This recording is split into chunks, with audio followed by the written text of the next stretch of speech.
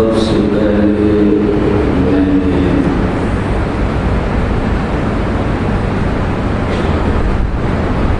اللہ کی کتاب سے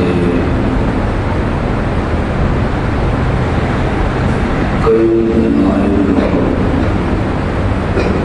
پیش کیے۔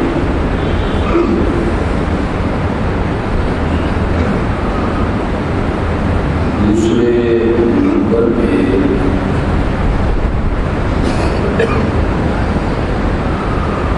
ارشادات نبویہ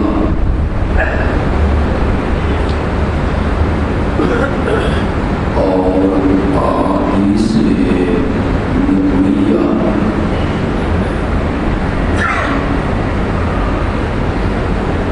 اس موضوع پر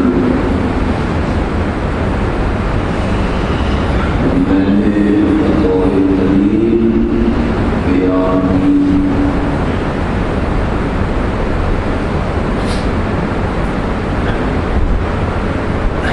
پچھلے جمعے میں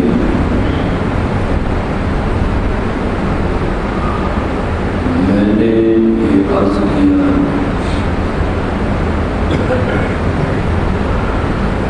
کہ آپ کی ختم نبوت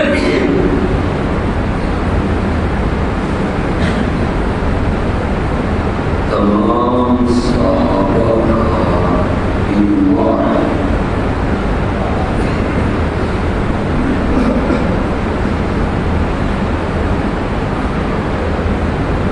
اور اس بات پہ بھی اجماع ہے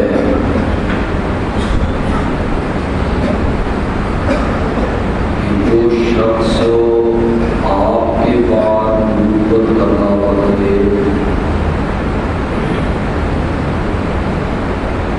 وہ بھی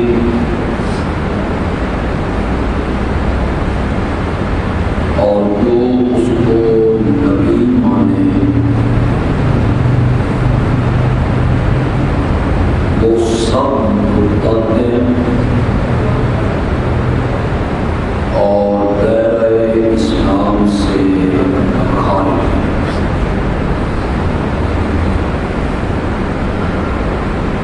صحابہ کا اگر یہ نظریہ نہ ہوتا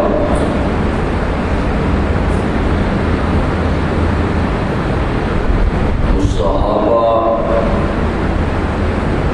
جھوٹے مدعیان نبوت کے خلاف تلوار نہ اٹھائیں۔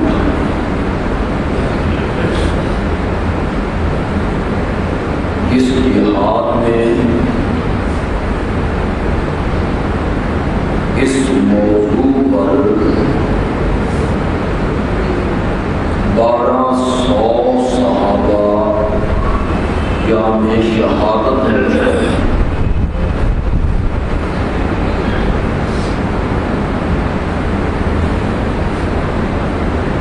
اس طرح اللہ کی الوہیت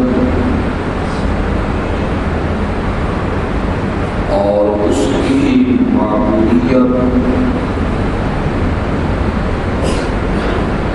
اور اللہ کی مسجودیت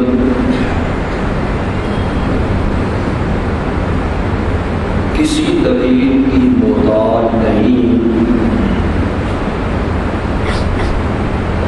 اسی طرح میرے نبی کی ختم نبوت بھی کسی دلیل کی محتاج نہیں۔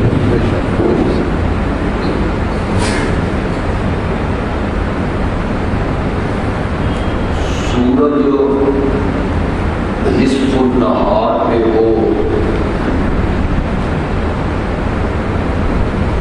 تو اس کے طلوع ہونے پر کسی دلیل کی ضرورت ہوتی، سب کو نظر آ رہا ہے، اس پر دلیل کوئی بندہ مانگے کہ دلیل دو کہ سورج چڑھا ہوا ہے۔ جس طرح سورج نصف النہار پہ ہو تو اس کے وجود کے لیے کسی دلیل کی ضرورت ضرورت نہیں۔ اسی طرح میرا پیغمبر جو سراج منیر ہے،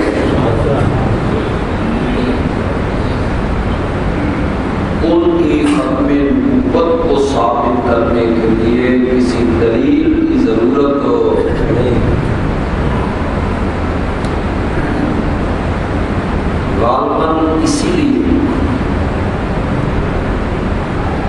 امام اعظم سراج الائمہ امام ابو حنیفہ رحمت اللہ علیہ نے کہا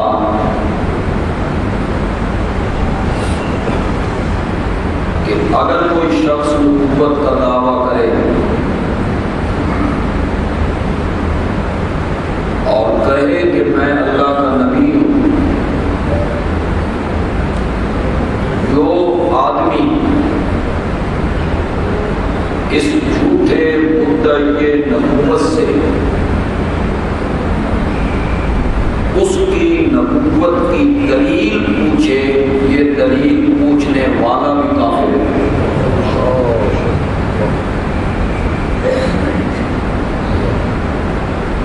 کہ اسے نبی پاک کی ختم نبوت میں شک کیوں ہوا،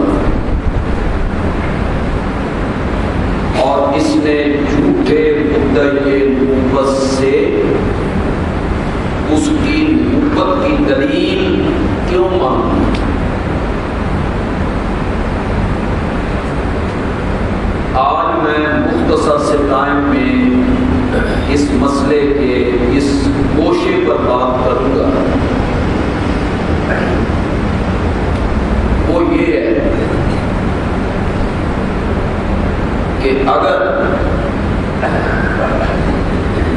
میرے پیارے پیغمبر کے بعد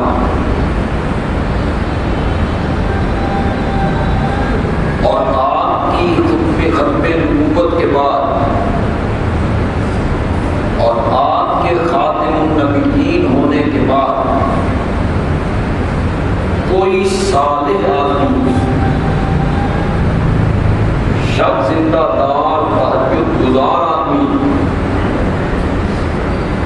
با اخلاق شریف آدمی، با کردار آدمی، اگر وہ بھی میرے نبی کی نبوت کے بعد، ختم نبوت کے بعد اگر وہ بھی نبوت کا دعویٰ کرے تو وہ بھی جھوٹا ہے۔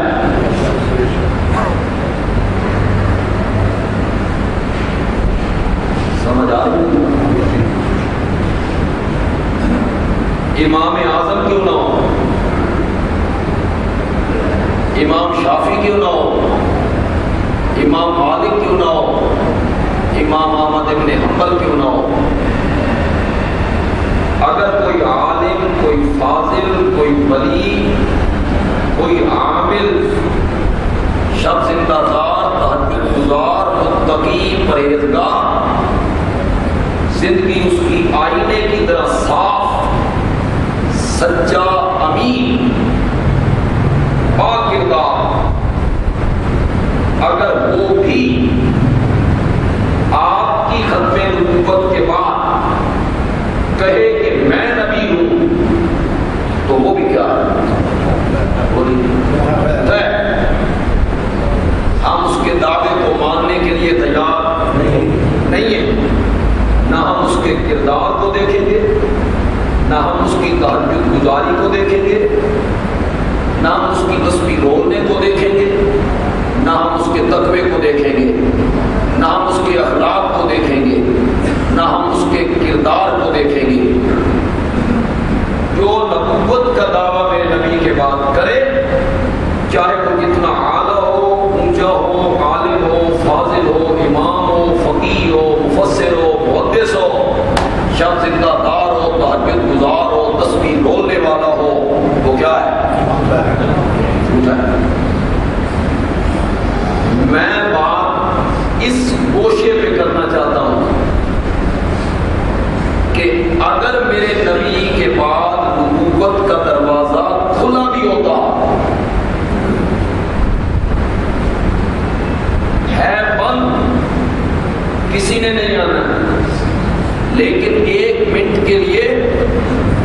تصور کروں اور مرزائیوں کی بات کو مان لوں کہ نبوت بند نہیں ہوئی، وحی کا اترنا بند نہیں ہوا، نبوت کا سلسلہ اور وحی کے اترنے کا سلسلہ جاری ہے۔ اگر میں 1 منٹ کے لیے بالفرض والمحال اس بات کو مان بھی لوں تو میں کہنا یہ چاہتا ہوں کہ مرزا قادیانی اس کے باوجود اس لائق نہیں تھا کہ وہ نبوت کے منصب پہ فائز ہوتا۔ سمجھ آئی میری بات؟ اگر دروازہ کھلا بھی ہے جس طرح وہ کہتے ہیں کھلا نہیں ہے، لیکن مرزا قادیانی اپنے کردار کے لحاظ سے، اپنے اعمال کے لحاظ سے، اپنی زندگی کے لحاظ سے،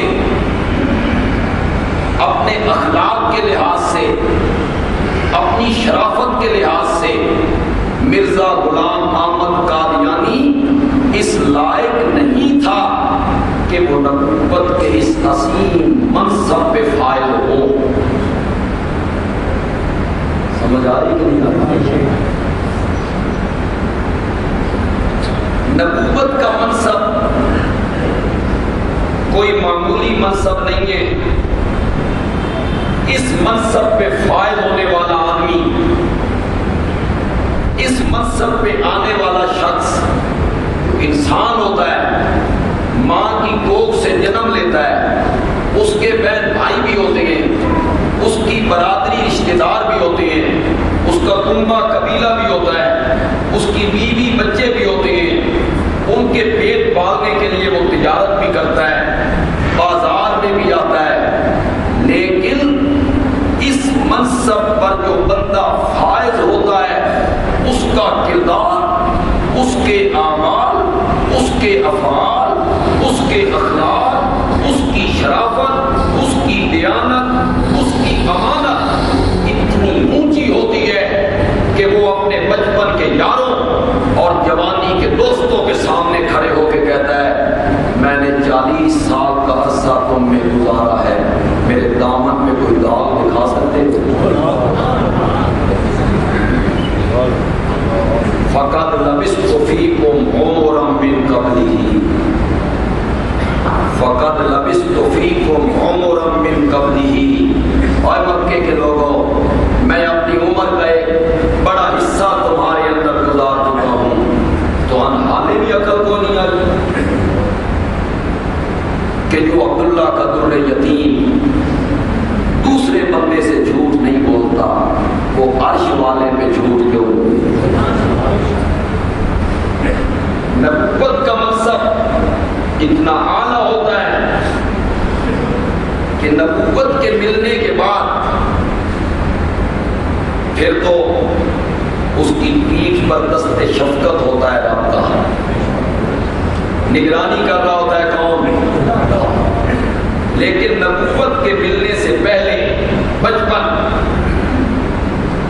بڑا اکھڑ ہوتا ہے، لڑکپن بڑا مدہوشی کا ہوتا ہے، اور جوانی وہ تو مستانی ہوتی ہے۔ وہ بچپن گزارتا ہے، وہ لڑکپن گزارتا ہے، وہ جوانی گزارتا ہے، لوگوں کے اندر رہتا ہے، تجارت کرتا ہے، شادیاں کرتا ہے، بکریاں چراتا ہے، اور اس کے دامن میں کوئی داغ، کوئی دھبا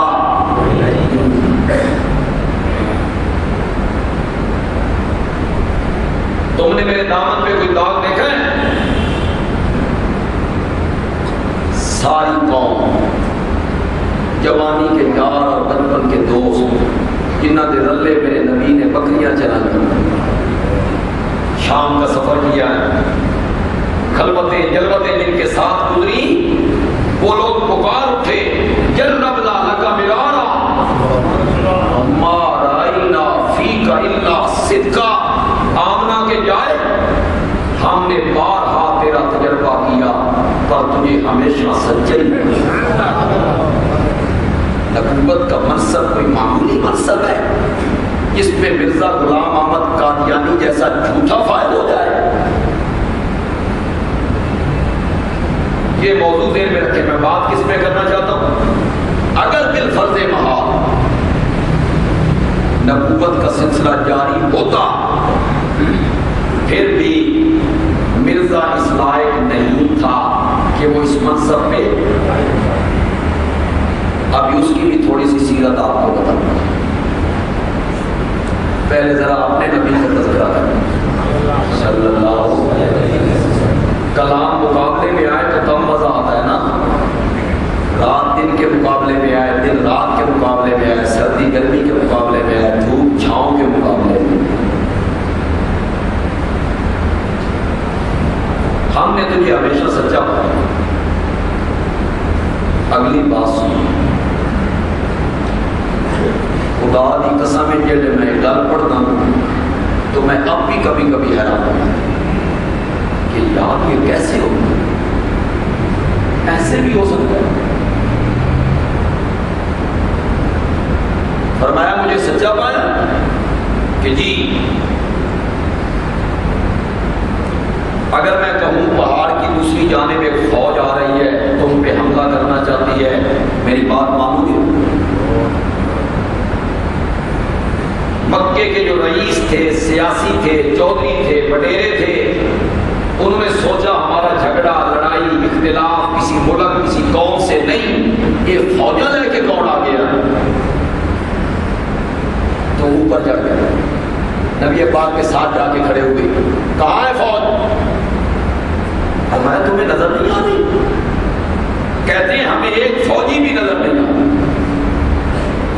ایک سپاہی بھی نظر نہیں آ رہا, ایک لشکری بھی نظر نہیں آ رہا. تو فوج کہتا ہے, لشکر کہتا ہے, یہاں ایک بندہ بھی نہیں ہے. فرمایا آنکھوں سے دیکھ چکے ہو, کوئی لشکر نہیں, کوئی فوج نہیں, کوئی لشکری نہیں, کوئی فوجی نہیں. اب میں کہتا ہوں کہ لشکر آ رہا ہے. تو وہ چودھری اور سردار جنہوں نے اپنی آنکھوں سے دیکھا تھا کہ کوئی لشکر نہیں ہے, وہ جواب میں کہتے ہیں تیری 40 سالہ زندگی کی صداقت اور امانت اور دیانت اور شرافت اس بات کے کہنے پہ مجبور کرتی ہے ہماری آنکھیں دھوکہ کھا سکتی ہیں, محمد کی زبان جھوٹ نہیں بول سکتی. صلی اللہ علیہ وسلم. ایسے بھی ہو سکتا ہے, حد ہو گئی, آنکھوں کو جھٹلا رہے ہیں. میرے نبی کی زبان مقدس کی صداقت کو جھٹلانے پہ قادر ہو. نبی ایسے ہوتے ہیں, نبی ایسے ہوتے ہیں. میرے پیارے پیغمبر نے شاہ روم کی طرف خط لکھا. کیا کرنے لگے؟ چھوڑ دو, خراب ہو گیا, یہ بھی نہ خراب ہو. آگے ہوتے ایمان مل جائے گا. نبی پاک نے جو بادشاہوں کو خط لکھے تو ایک شاہ روم کو خط لکھا, ہرقل, بخاری میں ذکر ہے. شاہ روم آیا ہوا تھا بیت المقدس.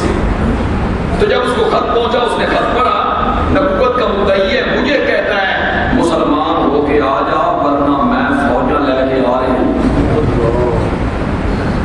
کون ہے یہ بھائی؟ سپر طاقت کو لگتا. تو اس نے اپنے سیکورٹی والوں کو, پولیس والوں کو کہا بھائی جاؤ بازار میں دیکھو کوئی مکے کا آدمی ہے, مدینے کا. تو اگر مکے مدینے کا کوئی آدمی ہے تو پکڑ کے میرے پاس لاؤ, میں اس سے پوچھوں یہ عبداللہ کا در یتیم ہے کون. کیا لاؤ. سیکورٹی کے لوگ پہنچے, بازار میں دیکھا تو مکے کا ایک آدمی مل گیا, اور آدمی بھی ابو سفیان جو میرے نبی سے 3 جنگیں لڑ چکا ہے, سپہ سالار ہے مخالف. اسے لایا گیا. ہرقل نے اس سے بہت سارے سوال کیے, میرے موضوع سے وہ خارج ہیں. ان میں ایک سوال تھا ہرقل کا ابو سفیان سے, جس بندے نے نبوت کا دعویٰ کیا ہے کبھی اس نے جھوٹ بھی بولا ہے؟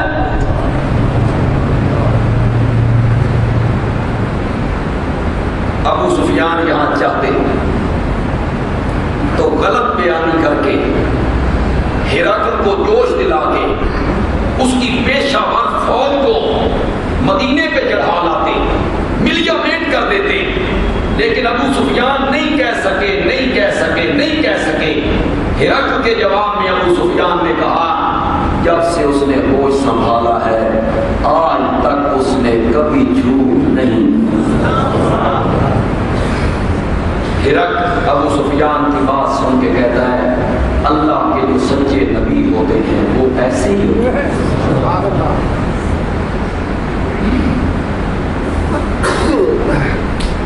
جھوٹ ان کی زبان سے نہیں نکلتا، اور اس کے مقابلے میں مرزا قادیانی، اس کے جھوٹ گننے بیٹھ جاؤں تو کتنے گھنٹے اس کے گننے میں صرف ہو جائے۔ کہتا ہے 3 شہروں کے نام قرآن میں ہیں،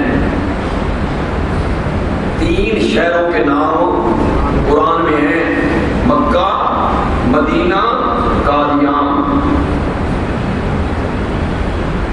آپ جو قرآن ناظرہ پڑھتے رہتے ہیں کہ تھائیں قادیان کا لفظ بھی قرآن میں دیکھا جائے، جھوٹ بول رہا ہے اور کس پہ بول رہا ہے؟ 3 شہروں کے نام قرآن میں ہیں، ایک مکے کا، ایک مدینے کا، اور تیسرا قادیان کا۔ میں نے کئی مرتبہ آپ کو بتایا عیسائیوں کے خلاف مرزا قادیانی نے ایک کتاب لکھنے کا اعلان کیا، نبی پاک کی سیرت پر براہین احمدیہ۔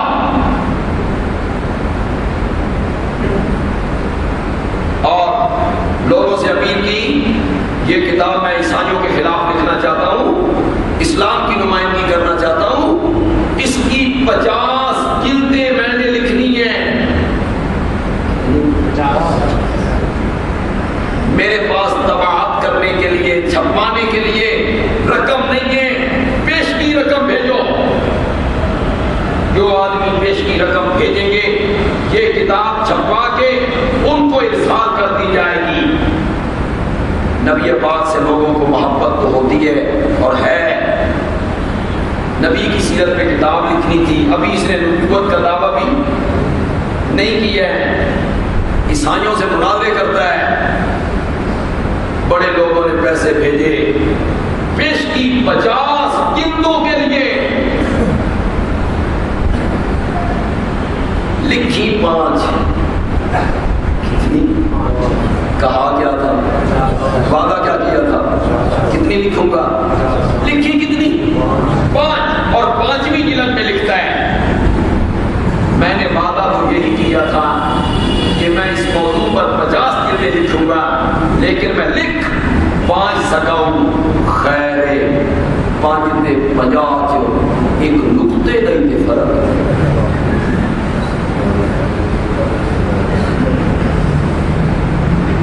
کیوں بھائی تاجروں، تجارت کرنے والے لوگوں، ایک گاہک آئے 500 کا بل بنے، وہ 50 دے کے ٹر جائے، تم پیچھے سے بولو او بھائی 500 کا بل ہے 50 دے کے جا رہے ہو، وہ کہے نقطے دیں فرق۔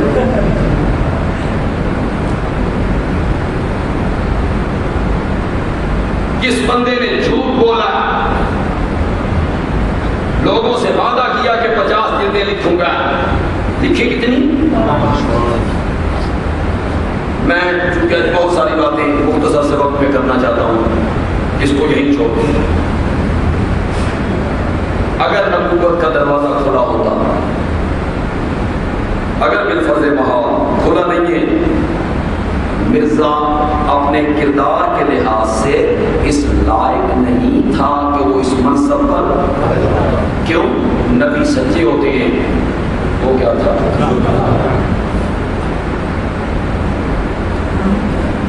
بس یہاں ایک جملہ کہوں گا پھر آگے بڑھتا ہوں، جو میں اکثر تقریروں میں کہا، جملہ خطیبانہ ہے۔ جو سچے نبی ہوتے ہیں نا،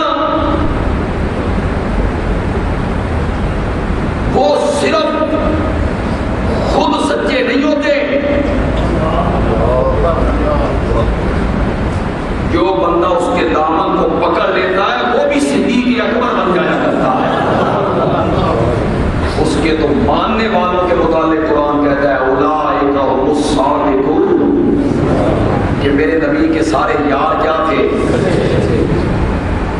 اس کے تو یاروں میں بھی کوئی جھوٹا نہیں ہوتا، اس کے تو صحابہ میں بھی کوئی جھوٹا نہیں ہوتا۔ پیغمبری کا منصب اتنا اعلیٰ منصب ہے کہ جو آدمی اس منصب پہ فائز ہوتا ہے اس کے اخلاق اعلیٰ ہوتے ہیں۔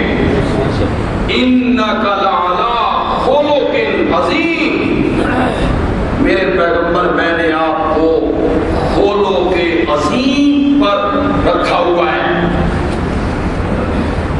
اس کے اخلاق حمیدہ، اس کے اخلاق پسندیدہ، وہ بس زبان نہیں ہوتا،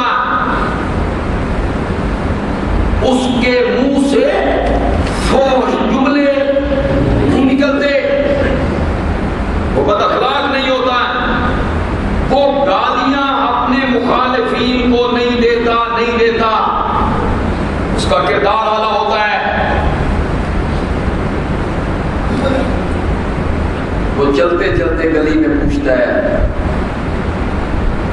یہاں ایک عورت رہتی تھی، میں جب اس گلی سے گزرتا تھا تو روزانہ میرے سر پہ گند پھینک دیتی تھی، آج اس نے گند نہیں پھینکا کہ وہ بیمار ہے۔ تو جو سچے نبی ہوتے ہیں وہ اس گند پھینکنے والی عورت کے گھر جا کے اس کی بیمار اسی کریں گے، گالیاں نہیں دیتے، مخالفوں کو معاف کرتے ہیں، درگزر کرتے ہیں۔ طائف کے میدان میں جب میرے نبی کو ستایا گیا اور پتھروں کی بارش ہوئی اور آپ کا خون آپ کی جوتی مبارک میں جم گیا، پاؤں کا نکالنا مشکل ہو گیا، آپ نے فرمایا سارے نبیوں پہ آنے والی تکلیفیں اگر جمع کر دی جائیں نا تو میرے طائف کی تکلیف کا مقابلہ نہیں ہو سکتا، ہم تصور بھی نہیں کر سکتے۔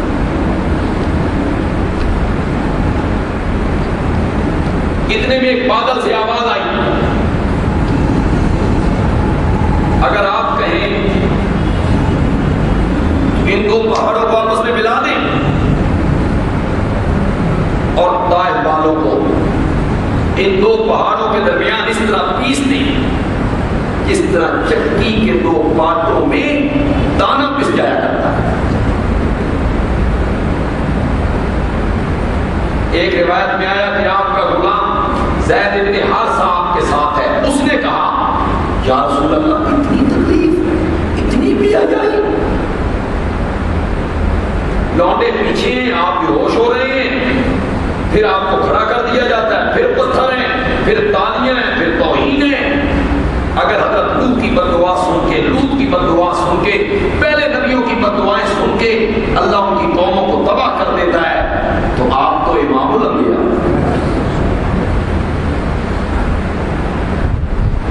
تو پہلے ان کے لیے بددعا کریں۔ اور میرے نبی نے فرمایا میں دعا کرنے لگا ہوں، تم ہاتھ اٹھاؤ اور میری دعا پہ آمین کہو۔ اور میرے نبی نے آسمان کے فرشتوں کو حیران کر کے رکھ دیا، لہو میں نہایا ہوا، لہو میں نہایا ہوا، طائف کے گنڈوں کا ستایا ہوا۔ میرا نبی کہتا ہے مولا میرا غلام کہتا ہے کہ میں بد دعا کروں اور تو ان کی بستیوں کو الٹ کے رکھ دے۔ مولا نہ ان کی ظاہری بستیوں کو نہیں الٹنا، مولا ان کی دل والی بستی کو الٹ دے۔ اللہم اہد قومی فإنہم لا یعلمون، میرے اللہ میری قوم کو ہدایت دے دے، فإنہم لا یعلمون، یہ میرے نبی کی قدر کو جانتے، ان کو پتہ نہیں ہے کہ میں کیا ہوں، مجھ پر رب کی رحمتیں کتنی ہیں، میرا مقام اور عظمت اور درجہ کتنا ہے۔ مولا نے برباد نہ کرنا، نبی کا یہ کردار تھا۔ نبی بد اخلاق نہیں ہوتا، نبی فوش گو نہیں ہوتا، نبی تند مزاج نہیں ہوتا، نبی کی زبان میں گالی نہیں آتی۔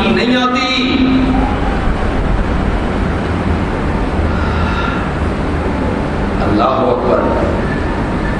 آج تک دنیا میں ایسا فاتح کبھی نہیں دیکھا، اور شاید قیامت کی صبح تک نہ دیکھ سکے۔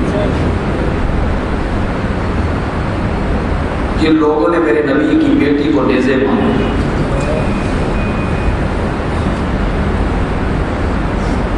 وطن سے نکالا، قتل کی تدبیریں کی، مشورے کیے، اور مدینے میں بھی سکھ کا سانس نہ لینے دیا، چڑھائیاں کی، وہاں جا کے لڑے۔ نبی پاک کے چچا کا کلیجہ، گردے، دل، ناک، کان، آنکھیں، زبان نکال لی، مسلح کر دیا۔ بلال کو تپتے ہوئے بولوں پہ لٹایا، سمیہ کے جسم کے 2 ٹکڑے ہوئے۔ مال لوٹا، دولت لوٹی، گھر لوٹے۔ دنیا میں آج تک ایسا کوئی فاتح نہیں دیکھا کہ جب وہ اسی مکے میں داخل ہو رہا ہے تو اس کا سر جھکتے اونٹنی کی کوہان کے ساتھ، نہ اس میں تکبر ہے، نہ اس میں غرور ہے، نہ اس میں فخر ہے، نہ اس میں اکڑ ہے، نہ نعرہ بازی ہے، روک دیا ہے، کوئی بندہ نعرہ نہ لگائے، الیوم یوم الملحمہ، آج بدلے کا دن ہے، فرمایا رک جاؤ، یہ نعرہ تم نے کیوں لگایا؟ الیوم یوم الملحمہ، جھنڈا مجھے دو۔ وہ ایک دستے کا علم بردار تھا، اسے جھنڈا لے دیا، تم اس قابل نہیں ہو کہ جھنڈا تمہیں دیا جائے، یہ نعرہ کیوں لگایا تم نے؟ آج بدلے کا دن نہیں ہے، آج تو رحمتوں کا دن ہے کہ رحمت للعالمین آیا۔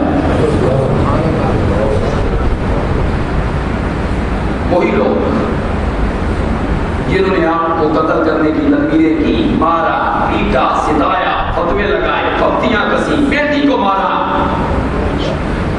وطن سے نکالا، گھر سے بے گھر کیا، وطن سے بے وطن کیا، بدر، احد، خندق لڑی، اور حدیبیہ کے موقع پر احرام باندھنے کے باوجود انہوں نے کہا واپس پلٹ جاؤ، نہیں ہم مکے میں آنے دیتے۔ وہ سارے لوگ ہاتھ باندھ کے میرے نبی بیت اللہ سے باہر نکلے، کعبے کی دونوں چوکھٹوں پہ اپنے ہاتھ رکھ لیے، لاہور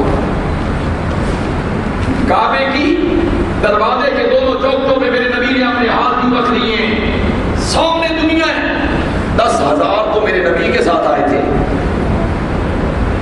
پھر مکے کے لوگ ہیں، صنادید ہیں، چودھری ہیں، اور میرے نبی نے وہاں پوچھا بتاؤ تمہارے ساتھ کیا سلوک کروں؟ تو لوگوں نے کہا وہی جو شریف باپ کا شریف بیٹا۔ آج یہ شریف کہہ رہے ہیں، کل کیا کہتے ہیں؟ مذمم ہے، مجنون ہے، دیوانہ ہے، کذاب ہے۔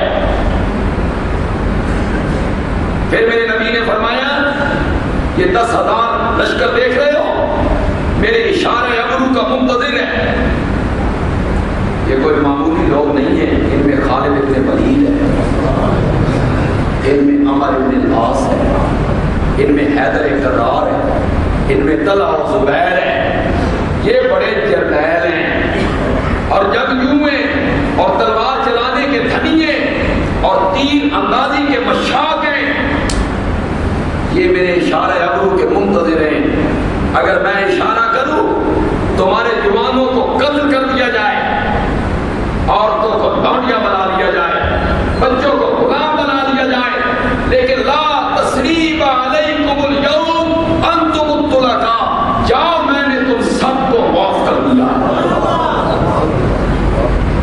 آج تک دنیا میں ایسا فاتح کر دیا۔ امریکہ عراق میں آیا تو کیا کیا؟ امریکہ افغانستان کے طالبان نے امریکہ کا کیا بگاڑا تھا؟ مکے والوں نے تو میرے نبی کا بہت کچھ بگاڑا تھا، بیٹی کو نیزے مارے تھے۔ نبی بس زبان نہیں ہوتا، اللہ کا پیغمبر فوش تو نہیں ہوتا، اس کی زبان پہ گالیاں نہیں ہوتی، وہ گالیاں سن کے دعائیں دیتا ہے۔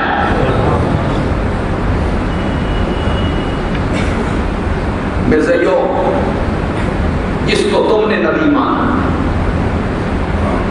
اور اس منصب پہ فائز کیا، کبھی اس کی زبان بھی پڑھی ہے؟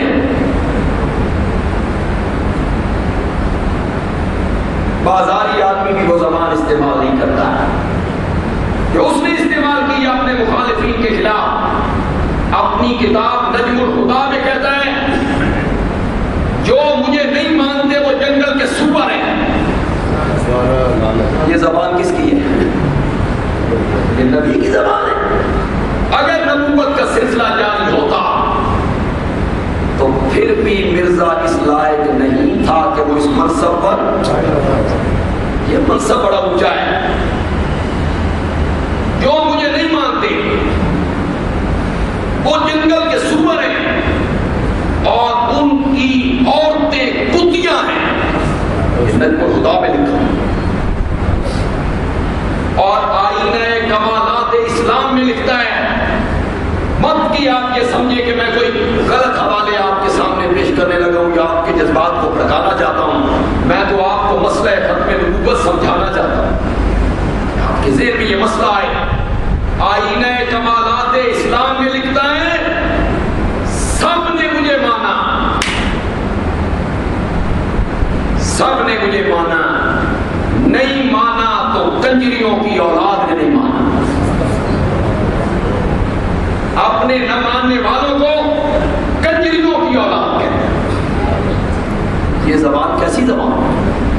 یہ تو شریف آدمی کی بھی زبان ہو نہیں، کوئی بااخلاق اور شریف آدمی اور با کردار آدمی اس طرح کی زبان استعمال نہیں کرتا ہے۔ ایک کتاب لکھی، اس پہ لکھتا ہے لعنت لعنت لعنت لعنت لعنت لعنت، دوسرے صفحے پہ لعنت لعنت لعنت لعنت، تیسرے صفحے پہ لعنت لعنت لعنت لعنت، 1000 مرتبہ لکھا۔ تو انہی آپ چاہیے 1000 میں لعنت الگ الگ لکھی، لعنت لعنت لعنت، یہ کئی صفحے اس سے کالے کر دیے ان لوگوں پر جو مجھے نہیں مانتے۔ یہ کس کی زبان ہے؟ تو شریف آدمی کی زبان ہے، بااخلاق آدمی کی زبان بھی نہیں۔ اور پھر چلو مجھے کہتا، آپ کو کہتا کہ جس نے مجھے نہیں مانا وہ کنجریوں کی اولاد ہے۔ اتنا بے حیا آدمی ہے کہ کہتا ہے عیسیٰ کی نانیاں اور عیسیٰ کی پڑنانیاں سب کنجری عورتیں تھیں، اور عیسیٰ کی نانی وہ ہے جس کا تذکرہ قرآن میں، اذ قالت امرأۃ عمران رب انی نذرت لک ما فی بطنی محررا۔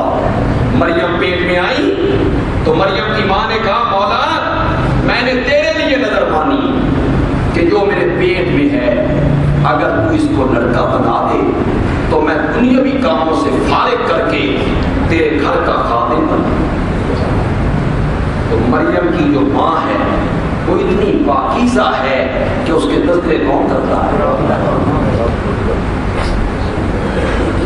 کہتا ہے، کون کہتا ہے کہ مریم کا خامد کوئی نہیں تھا اور عیسیٰ بن باپ کے پیدا ہوئے؟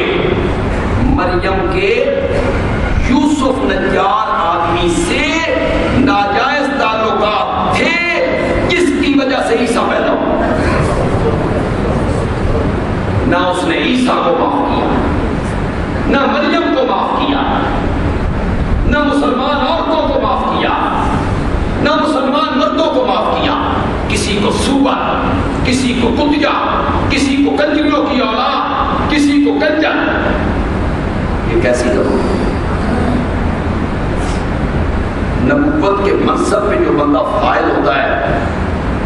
کی یہ زبان ہوتی ہے؟ تیسری بات جو 2 منٹ میں کرنا چاہتا ہوں کہ آئندہ جمعہ اس موضوع کا آخری جمعہ ہے اور میں وہاں ایک الگ گوشے پہ بات کرنا چاہتا ہوں انشاءاللہ. مرزا شریف آدمی کہلانے کا مستحق نہیں تھا اور مرزا ایک عقل مند آدمی کہلانے کا بھی حقدار نہیں تھا. مخبوط الحواس آدمی تھا، پاگل جو منہ میں آیا بکتا چلا گیا. کہتا ہے میں عیسیٰ ہوں، میں مریم، میں عیسیٰ ہوں. مریم بھی تم ہو، عیسیٰ بھی تم ہو. مریم تو ماں ہے، عیسیٰ بیٹا ہے. کہ میں جمعیہ. پھر کہتا ہے جس عیسیٰ نے آنا تھا وہ عیسیٰ میں آ گیا ہوں. انتظار نہ کرو مسیح کے آنے کا، جس مسیح نے اور عیسیٰ نے آنا تھا میں آ گیا ہوں. لوگوں نے کہا کس عیسیٰ نے آنا تھا؟ اس نے 2 زرد رنگ کی چادریں پہن کے آنا ہے. حدیث میں آتا ہے اس کے سر کے بال سے پانی ٹپک رہا ہوگا، 2 چادریں ہوں گی زرد رنگ کی، اور دمشق کی مسجد کے سفید مینار پر وہ اتریں گے. تو صرف عیسیٰ کا آنا تجھے یاد آ؟ یہ مینار اور زرد رنگ کی چادریں یہ تجھے یاد نہیں؟ کہتا ہے یہ کیڑی بڑی گل ہے، مینار کو بڑھا دیں. اس نے کہا یہاں پہ مینار بنانا شروع کر. عیسیٰ پہلے مخبوط الشخص آدمی جو منہ میں آتا ہے وہ بنتا چلا جاتا ہے. اگر مینار کو بڑھا لیں گے تو وہ زرد چادریں، تو کہتا ہے پاگلو زرد چادروں سے مراد 2 بیماریاں ہیں، ایک اوپر والے دھڑ میں ایک نیچے والے دھڑ میں، اور مجھے 2 بیماریاں لگی ہوئی ہیں. اوپر والے دھڑ میں مجھے مراغ مالی خولیا ہے اور نیچے والے دھڑ میں مجھے ذیابیطس ہے. بعض اوقات مجھے ایک رات میں 100 مرتبہ اٹھ کے پیشاب کرنی پڑتی ہے. کتنی مرتبہ؟ تو زرد رنگ سے مراد کیا ہے؟ 2 چادری. زرد چادروں سے مراد 2 بیماریاں ہیں، ایک نیچے والے دھڑ میں ایک اوپر والے دھڑ میں. مجھے بھی 2 بیماریاں لگی ہوئی ہیں، وہی زرد چادریں ہیں. ایک بیماری مجھے نیچے والے دھڑ میں لگی ہے، ذیابیطس، شوگر، اور نامرد ہونا. کہتا ہے جب میری شادی لوگ کر رہے تھے میرے گھر والے، تو میں نے اپنے گھر والوں سے کہا میری شادی نہ کرو، میں اس قابل. میرے گھر والوں نے میری بات نہیں مانی، انہوں نے باوجود میرے منع کرنے کے میری شادی کر دی. پھر میرا معجزہ دیکھو، پھر میرا معجزہ دیکھو کہ سال کے اندر بیٹا ہو گیا. میں نے کہا مرزا جی معجزہ تو ہے پر تہاڈا نہیں، تہاڈی بیوی دے باوجود نامرد ہونے کے اس تو بچہ جم کے بچے. مخبوط الحواس آدمی جس کا عقل بھی ٹھکانے نہیں، اور پیغمبر اللہ اکبر یعلمہم الکتاب والحکمہ، لوگوں کو بھی حکمت کی باتیں سکھاتا ہے. پیغمبر وقت کا سب سے بڑا عقل مند ہوتا ہے. پیغمبر سے بڑھ کے عقل مند کوئی نہیں ہوتا. وقت کے پیغمبر سے بڑھ کے دانش مند کوئی نہیں ہوتا.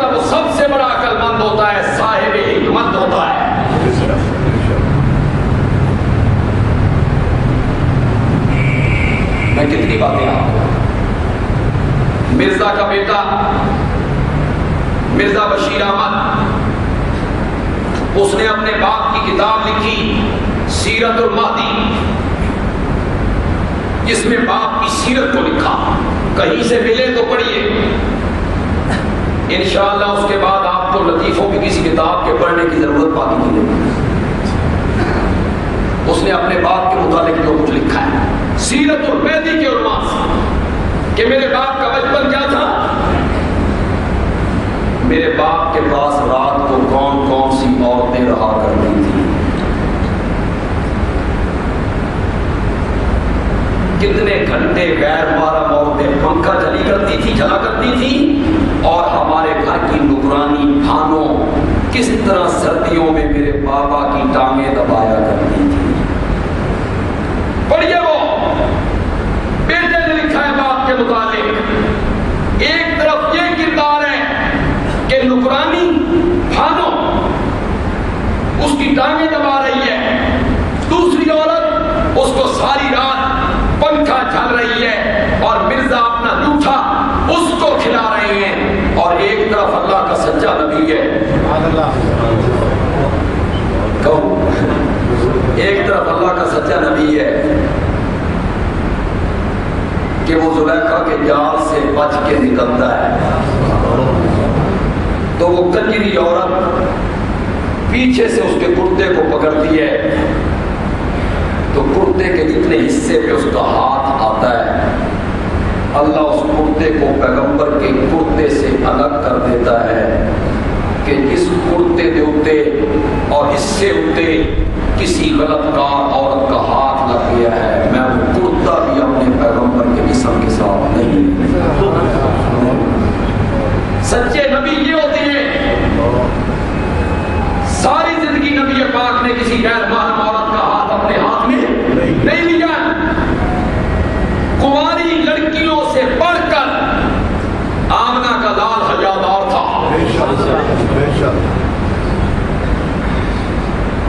تو میری سارے خطبے کا خلاصہ یہ نکلا کہ نبوت کا دروازہ بند ہو۔ اگر کوئی صالح عابد متقی ولی اللہ وہ بھی نبوت کا دعویٰ کرے تو کیا ہوگا؟ جھوٹا۔ لیکن اگر نبوت کا دروازہ کھلا ہوتا تو پھر بھی مرزا قادیانی اپنے کریکٹر، اخلاق اور کردار، افعال اور اعمال کی وجہ سے اس قابل نہیں تھا کہ وہ نبوت کے دروازے منصب پر، نبوت کا منصب تو اعلیٰ منصب ہے، یہ سب سے بڑے شریف ہوتے ہیں، سب سے بڑے امین ہوتے ہیں، سب سے بڑے صادق ہوتے ہیں، سب سے بڑے دیانتدار ہوتے ہیں، سب سے بڑے بااخلاق ہوتے ہیں۔ انشاءاللہ درس حدیث آج آخری جمعہ ہے،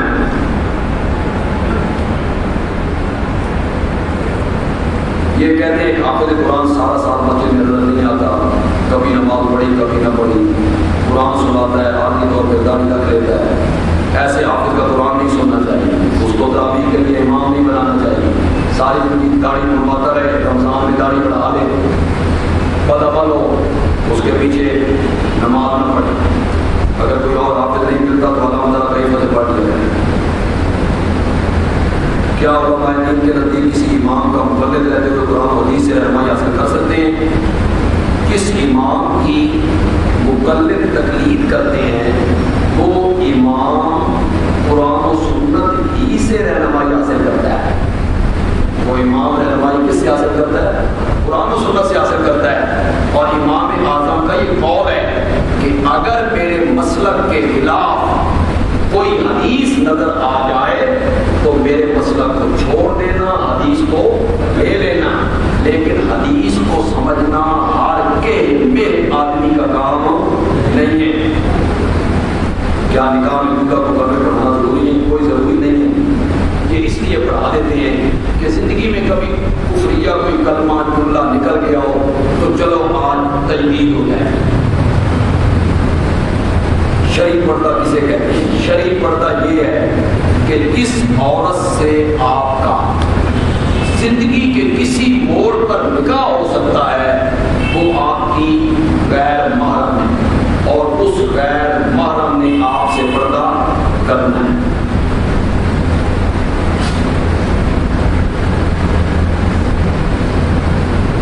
جمعے کی دوسری اذان اور خطبہ تقریباً آدھا ہو جاتا ہے، کافی لوگ نماز پڑھتے رہتے ہیں، نہیں اس وقت خاص کر کے جب خطبہ شروع ہو جائے تو پھر نماز نہیں پڑھی جائے۔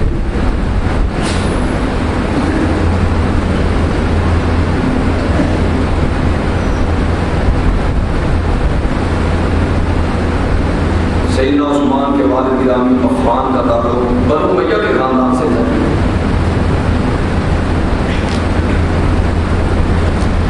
درس حدیث انشاءاللہ آج 18 بلاغ میں مغرب کے بعد حسب معمول اس طرح ہوتا ہے، انشاءاللہ آج بھی ہوگا۔